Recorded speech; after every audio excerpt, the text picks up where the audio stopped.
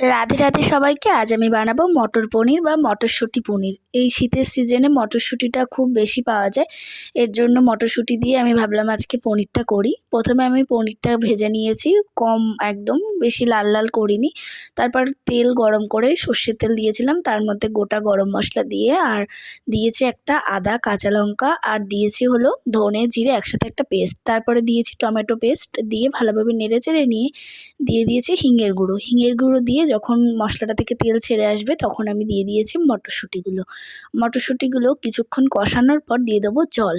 অল্প করে জল দিতে হবে, কারণ পরিমাণ মতো জল দিয়ে তারপর হালকা করে নেড়ে নেব। নেড়ে নেওয়ার পর দিয়ে দেবো পনির, আগে থেকে ভেজে রাখা পনিরগুলো দিয়ে কিছুক্ষণ মতো জাল দিতে হবে। ঝোলটা যখন গাঢ় হয়ে আসবে তখন নামানোর আগে দিয়ে দেবো একটুখানি ধনেপাতা আর দিয়ে দেবো হলো গরম মশলা। একদম কম সময় লাগবে এই মটরশুঁটি পনির বানাতে। বাড়িতে অবশ্যই বানিয়ে দেখবেন, বেশ ভালোই লাগবে খেতে। তারপর গরম মশলা দিয়ে নামিয়ে নিলেই রেডি আমাদের মটরশুঁটি পনির।